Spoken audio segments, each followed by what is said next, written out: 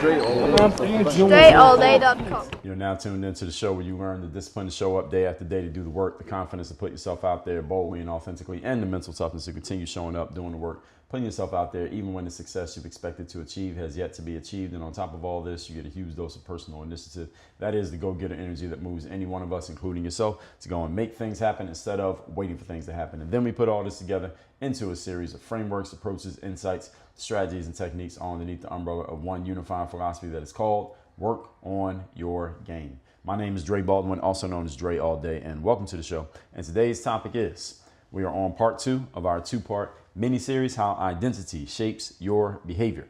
If you didn't hear the intro to this or the first episode in this series, you can check that out by going to yesterday's episode, where I already laid out where this came from, why I'm talking about it. So without further ado, we will pick up right where we left off, which is on point number 4. And DreGPT says, Dre, you are a systems thinker in a world of scramblers. Quote, your mind naturally turns chaos into order. You don't just perform, you teach others how to replicate performance. Everything in your world, from your podcast structure to your lead systems to your live streams, is intentional, repeatable, and designed to scale. You're not a flashy artist, you're the architect of performance. Now, close quote. I'm putting things into a process. That is something that I like to do. Anytime I find something that works that I know I might want to do again, then I want to put it into a process so that we can do it over and over and over again and get consistent results, without too much variation from one output to another output. And that putting things into a process, dissecting the process that leads to an outcome in such a way that we can replicate the outcomes, duplicate the steps, which always leads to more predictability, more consistency, more structure, and more discipline. That's what it all comes back to. And this is all part of my identity. So you see how these pieces are all kind of connected to each other. My thing has always been looking for a way to make a process out of the things that I do so that any outcome I desire, I can do the process over and over again, and then I can get the result over and over again, and then I can do it on call. That's basically the foundation of what discipline and consistency are all about. And I remember the first time I did this was when I was playing basketball. I was trying to get better at dribbling the basketball. And the basketball, we call it ball handling. And to get better at ball handling, I came up with a series of drills that basically encompass every ball handling maneuver that could be done. Now, there are combinations of moves that look fancy when you watch them on TV, but each move is just a combination of single moves. The same way if you watch a fight, a boxing match, and some fighter throws some smooth combination, it's a combination of individual punches. They just put them together all at once. So I came up with this series of dribbling drills that I could do to get better at dribbling the ball. So by the time I was in my mid-20s, I was a pretty good ball handler. I was pretty good at dribbling the ball, which was great for me because when I first started, I couldn't dribble the ball at all.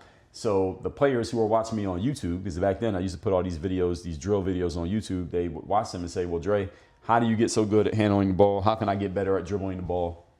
And I took that series that I had created and I called it Simple to Advanced Ball Handling Drills, or Everyday Dribbling Drills.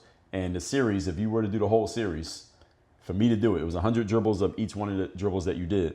It took about 12 minutes to do the whole series, like literally 12 minutes. If you did each one and you did 100 bounces and you didn't mess up. Now, if you're losing a ball and the ball's going all over the park or all over the gym, it'll take you longer than 12 minutes. But when you're doing it and you're consistent and it's working, it'll take you only 12 minutes.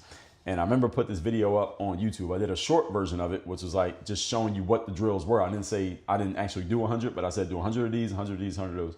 That video was like a minute long. That was my first big hit on YouTube when I did that video. It was actually my second big hit. My first big hit was the first video I ever put out. And the second big hit was that video. Then years later, this is probably maybe 2010. So that first video was probably 2008. But then around 2010, maybe 2012, maybe even, I did the full version of those drills. I took the whole video and I did the whole thing out for 12 minutes and I put the whole thing on YouTube. I didn't think that video was going to do too well because I think people would watch it and get bored with watching one person do the same thing 100 times in a row.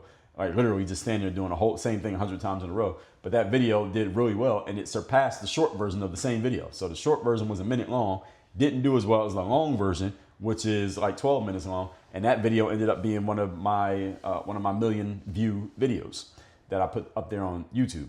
And the point is, that was just a drill series that I made up. Nobody showed me that. I just made it up. I just said, all right, these are all the dribbles that I need to be able to do.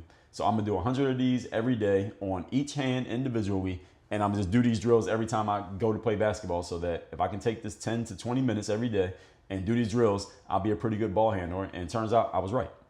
The point is here, folks, this is one of the first times that I came up with a system that I could see that worked.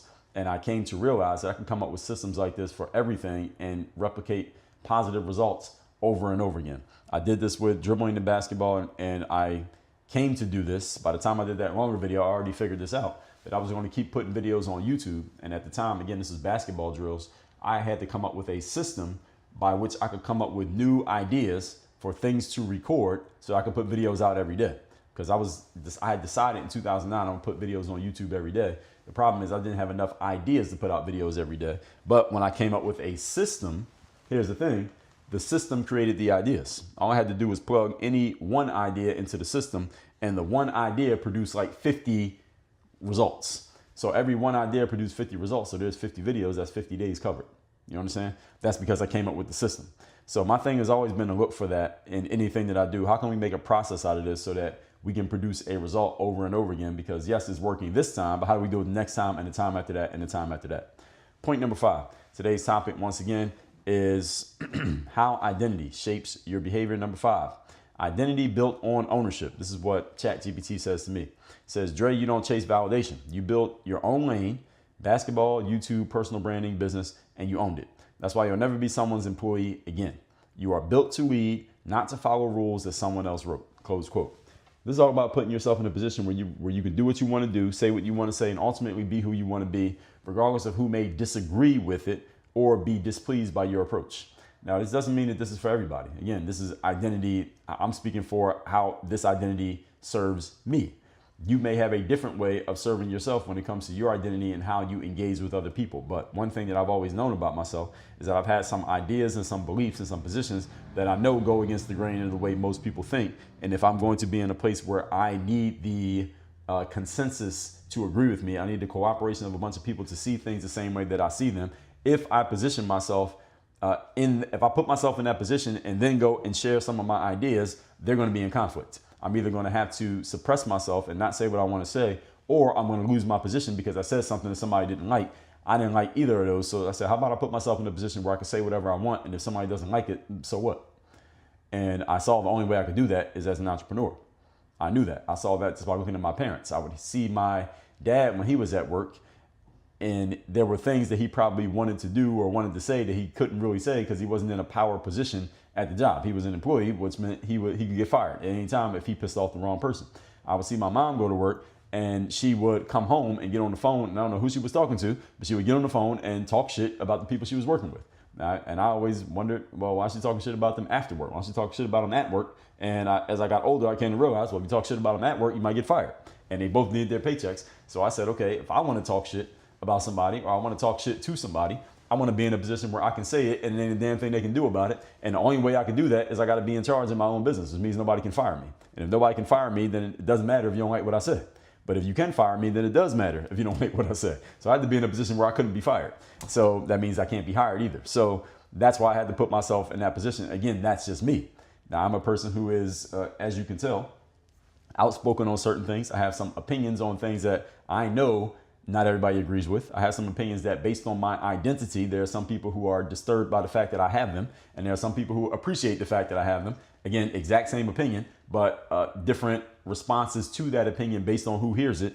And I knew I wanted to put myself in a position where it didn't really matter if you liked it or not. That's what I decided I wanted to do.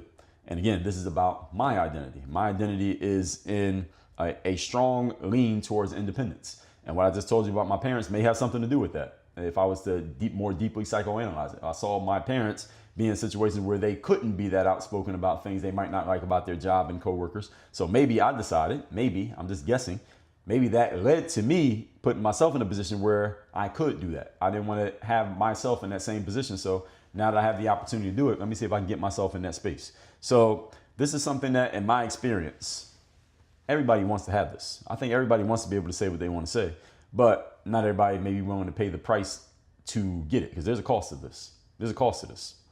One price is that, again, you have to trade some safety for autonomy. Another price is that you trade some approval when you start sharing things that others may disagree with, maybe vehemently. When I'm doing my live streams in the mornings, I often will see people come in the comments who say, hey, I remember watching your stuff. I see this on X as well. They'll say, I remember watching your YouTube videos back in the day. It'll be a lot of young males or younger than me who used to watch my YouTube stuff back in the day when I was doing basketball stuff between 2005 and 2015. And some of them will see the stuff that I talk about today and say, well, I don't like your stuff now because you're saying things because I'm saying things that they disagree with. Or there'll be people who say, I do like your stuff now. I hadn't seen your stuff in a while because I stopped watching basketball or you stopped making basketball, but I hadn't seen you, but it's good to see that you resurfaced. Good to see that you're doing your thing. About half the comments will be positive, half of them will be negative. The whole point is these are all people who liked me for something completely different because it was basketball. I'm not talking about basketball anymore these days. They'll come across me and say, oh, well, I don't like you anymore and you should have just kept making basketball videos. Or they'll say, well, I love when you used to make basketball videos and I love what you're saying right now. Again, it's about 50-50 is what I get in those comments. And the point is that's a cost because a lot of people don't want to deal with random people on the internet not liking you and talking shit to or about you because they don't like something that you said. This is the reason why most people are not as outspoken as I am. And that's okay. I'm willing to pay the price. You don't have to be willing to pay that price. I am willing to pay that price because I'm okay with the trade-offs of it. Point number 6. Today's topic is I'm getting this from ChatGPT, the concepts that I'm laying out, but the overall point is how identity shapes your behavior. That's not from ChatGPT. Number 6, performance as proof. Quotes, ChatGPT says, Dre, your standard is results. You don't just talk mindset, you live it in outcomes. When someone doubts you, your answer isn't debate, it's watch me. You believe success is the ultimate rebuttal, not opinions, not likes, not results. Not opinions, not likes, results. Close quote. Now, how many times have you, I'm out of the quote now, how many times have you heard me say results-based business? I say it all the time. And the reason I say it all the time is because outcomes are what actually matters in the long run. All that matters is how things end and what actually happens. And that is heavily shaped by my background in being an athlete. In the professional non-sports world, if people don't like you or you go against the grain the wrong way one too many times or against the wrong grain, you can have your entire career held back, held down, and basically destroyed if the wrong person does not like you because you pissed off somebody with the right amount of power who has the right angle to affect you in a negative way. Your whole career could be suppressed. In the corporate world, for example, you piss off the wrong person. The government world, same thing. In the academic world, same thing. In the sports world, that doesn't happen. Because in the sports world, everything comes down to actual performance and the ultimate arbiter is the scoreboard, not a human being. So even if a bunch of human beings don't like you, if you're a good enough player, you're still going to be on somebody's team. Why? Because you're so good as a player that they can't deny the outcomes that you produce on the scoreboard. And if one person decides they don't like you so much they won't give you a chance, then you'll just go to another team because somebody else will want you. That's how it is in the sports world. And my background is in sports, and that will always be my frame because that's what I was doing when I was in my formative years. I was playing sports, and not like I was some blue chip athlete when I first started playing. I was a nobody athlete, and I had to make myself into a somebody. And the reason I was able to make myself into a somebody is not because my dad was somebody or my parents were athletes or because they had some insider access to some relationship that I needed in order to get on. No, I was a absolute nobody, and the only way I went from being a nobody to being a somebody was through performance, by producing results on the court. It didn't matter that I didn't know anybody. It didn't matter that I walked into the gym I wasn't recommended. Nobody had called ahead and said, hey, look out for this guy. I just walked in and they put the ball out there and I picked up the ball and I did something with it. And they said, oh, this guy can actually play. He became somebody because he can play. Now, in the non-sports professional world, you can be the best player in the room. But if the right person doesn't like you or the wrong person doesn't like you, you can still never get your chance. Is this true? Any of you who works in a bureaucratic environment or has ever worked in a bureaucratic environment, you know this is true. This is the way it works. And this is the reason why I like the concept of results-based business. And that's another reason why the previous point is the previous point. I never wanted to put myself in a position where somebody's personal opinion to me could affect what I'm actually doing results-wise. The problem many people have is they get swayed artificially by things like opinions. I don't like getting swayed by people's opinions when the results are completely different than the opinion. Which one you want to go with? Most human beings, much more controlled by their emotions than their logic, are going to go with their personal opinion. Bad idea when it comes to performance-based businesses. Point number 7, the last one. Today's topic is about how identity shapes your behavior. Legacy-driven operator. So ChatGPT says, quote, Dre, you think long-term. The money matters, but it's about more than money. It's your name, your ideas, your body of work outliving you. You're building Work on Your Game to be the Nike of mental performance, and you treat every day like a deposit in that legacy. So overall, again, these things are accurate, because if they weren't, I wouldn't be reading them out and talking about them here yesterday and today. Is that it's all about building a long-term plan. It's about building a long-term game, and about what will matter about me and Work on Your Game, the things that I put out when I'm no longer actively doing it. If I decide tomorrow to drop everything that I'm doing and never do this again, what are the things that I've done, or what could I do with the things that I've already done without creating anything new to make this message matter, make this brand matter, and make the things that I'm about and the people who I want to affect get the message. I can still get the message to people without me doing it actively.